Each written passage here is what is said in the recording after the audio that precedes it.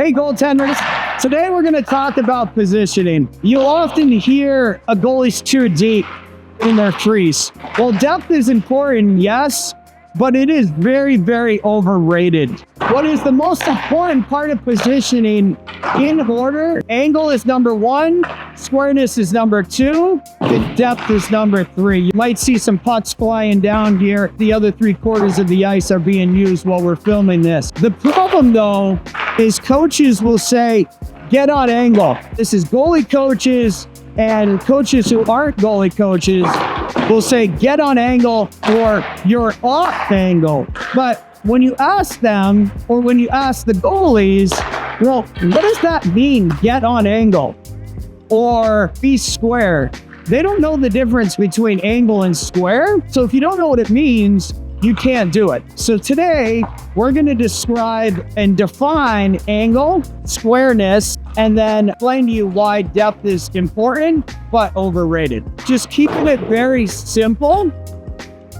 Angle is the goalie's location between the puck and the middle bar of the net. That's it. To explain this, I'm going to have Naomi jump in the net. If I'm shooting this puck, you can see the middle bar of the net. She is off angle. You're seeing way too much net on her glove side. One little shuffle, but still be off angle. Okay, now you see less of the middle bar, but she's still off angle. Now I want her to get perfectly on angle. Yep, and she's in her ready stance. That's perfectly on angle. If I drew a line from this puck, right through the middle of her body, it would go through her and it would hit that middle bar.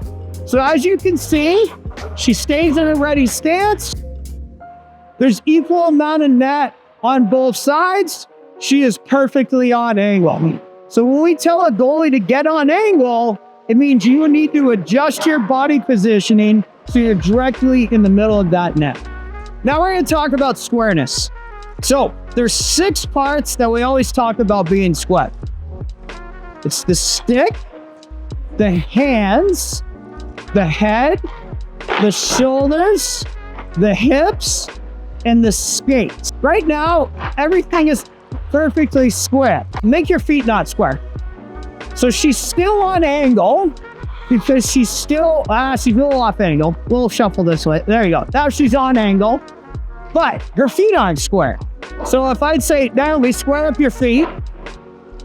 Now her feet are square. Now if her stick was off to the side, I'd say, square up your stick.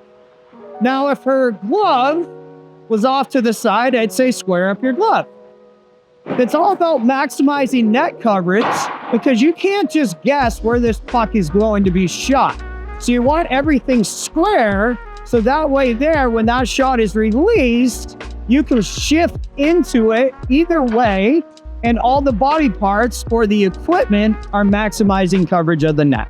Now we're going to talk about depth from different angles on the ice. Center ice, based on how you play, you do want to take the most depth. Because Naomi, she's in her ready stance here.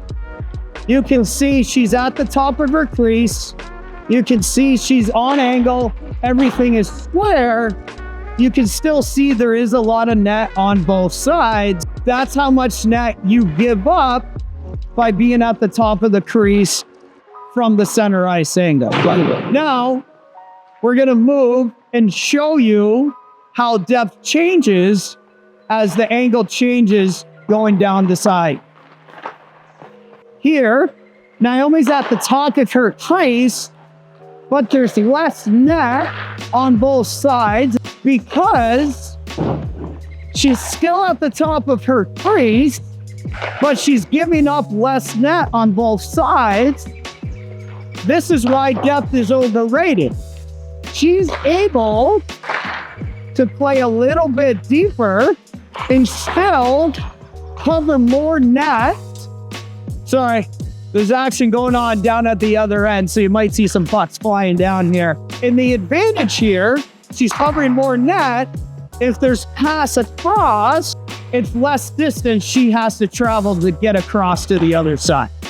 Now, As you can see here, Naomi's at the top of her crease, the same as she was at the center ice angle. There's barely no net. You really can't see any net. We don't count the 5-hole because the goalie's going to butterfly if the shot is low.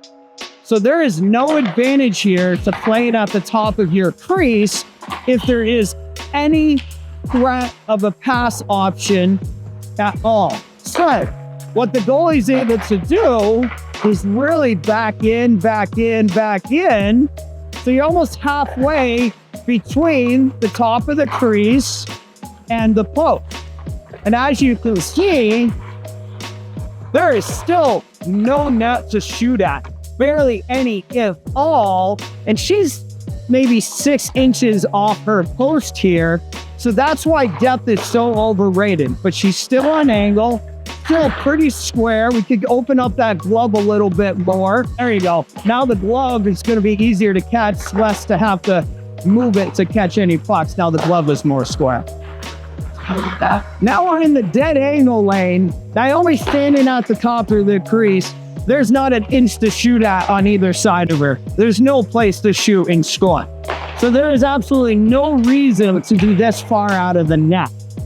Now that's where post play comes into play. That's a whole nother video in itself. Naomi, jump on your post here.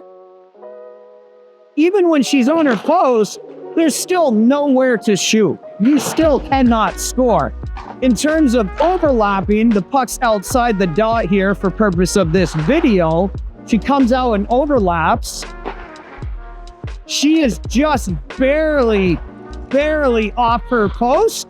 So that way there, if a pass is made or a shot is taken, there is really not very far for her to have to push or to recover to still get to her spot. So that's why depth is important, yes, but it's overrated, especially when the angle changes and starts coming down the set. All right, goalies, hopefully today helps you take your positioning to the next level. Depth, as we said, is overrated. You need to figure out what works for you depth-wise, but no matter what works for you, you have to be a angle. That is the most important part of positioning. The body parts or the equipment have to be square, and depth is the third most important part.